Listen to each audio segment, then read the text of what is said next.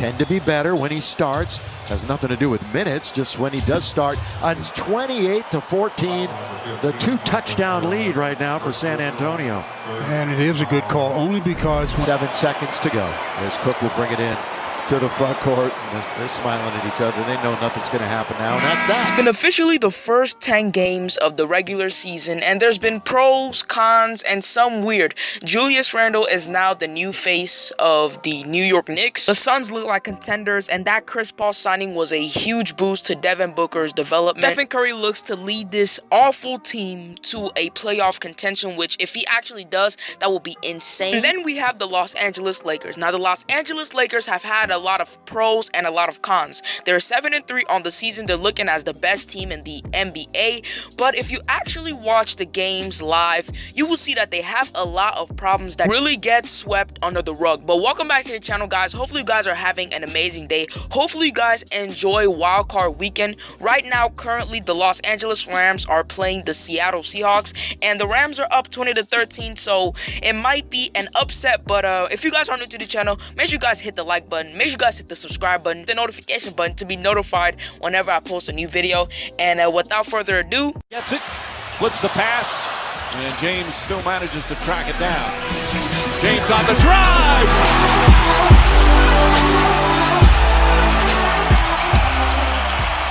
the Lakers, by many NBA personnel, were crowned the winners of the offseason, and rightfully so. They traded Danny Green and a first-round pick for Dennis Schroeder, signed free agent Wesley Matthews, which is basically Danny Green but with a better three-point shot, signed Montrezl Harrell, which I don't think anybody expected. They traded Dwight Howard and JaVale McGee to make up enough cap space to sign Marc Gasol. I've never seen a team that just got off winning an NBA championship get better. Like most teams that win often don't get better, and the Lakers got better. Their depth last year was one of, if not the worst depth in the NBA. If you actually watch their games, they relied on Anthony Davis and LeBron James to kind of generate off, and I think the only person to score 10 plus points in the playoffs was KC. Even though the Lakers didn't have depth to go against teams, they had chemistry, and that was one of the things that actually propelled them to the championship. You see, that was an entirely new team with an entire new coach, and the way they were able to get along in their first season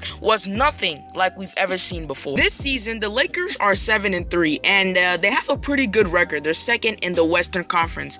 But when I watch their games, I kind of get this vibe that I don't really like, and that's why I'm talking on this video. Like I said in the beginning of this video, the Lakers traded JaVale McGee and Dwight Howard to make up enough cap space to sign Marc Gasol. Now, Marc Gasol brings a lot of offense to that already stacked offensive Lakers team. He brings his post passing and his ability to stretch the floor. If you give, someone has to take. And one of the Lakers' strong suits last year was their ability to defend in the paint. They averaged about 4 blocks per game, which is insane for a team. Over the past 10 games, Lakers have given up an average of 47.2 points in the paint, which is small.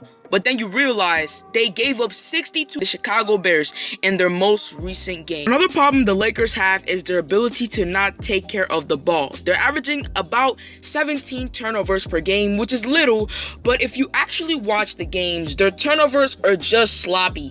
It's them making terrible passes, is the cutter not cutting right, it's just terrible turnovers that should not happen. Now, the turnovers part might get fixed because it is a new team. Their chemistry is not the best just yet. You know, it's not the best just yet. But last year, we didn't really see much turnovers because the chemistry was just fine right off the gate. All right, talk about Marc Gasol. Now, I loved him when the Lakers first got him. I thought, oh my gosh, our offense is going to be so unstoppable. But I didn't really think of the fact, you see, Dwight Howard and JaVale McGee were so good for us because their ability to move with other centers and their ability to shot block. Bro, Marc Gasol is the slowest human being I've ever seen. Yeah, I'm not gonna be professional today. I'm gonna talk because Marc Gasol is truly pissing me off when I'm actually watching Laker games. It's like when he gets on the court, he picks up a foul because teams can have an advantage over him. It's just because he's just so slow. It's just that's why I think that the Lakers are gonna get a player like Dwayne Dedmon, or they're gonna go out and see if they can get Hassan Whiteside, because obviously Marc Gasol brings offense to the team. Obviously he can pass, but defense is a priority in the NBA because teams are getting better, and the reason why the Lakers were able to win that championship is because their defense was so suffocating. The perimeter defense was amazing. Even in game 6 of the finals, they were able to shut down the Miami Heat. Jimmy Butler was dropping 40 points on us like basically every game, and we were able to shut them down to like at least 99 or 89 points. So defense is a priority in this. Obviously, Marc Gasol isn't in his prime. He's not DPOY Memphis Grizzlies Marc Gasol, and that's why I think the Lakers are gonna go and try and get a player like Dwayne Dedmon or Hassan Whiteside, a player that can score in the paint and that can also play defense in the paint. The Lakers have a game against the Rockets today, and it's not the same Rockets that we saw last year. They have Christian Wood, which is a front runner for MIP. They also have John Wall, which he's looking actually pretty good. He just came off that Achilles injury. James Harden, he's going to the strip club and he's dropping 40 to 50 points per game. So this game is really going to test them. It's really going to test their defense.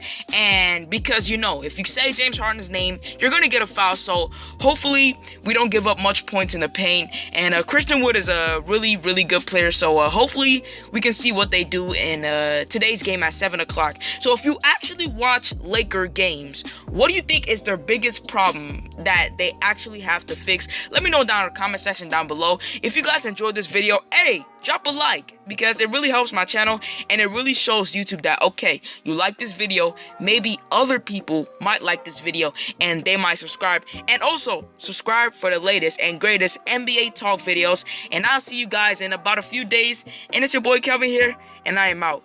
Peace.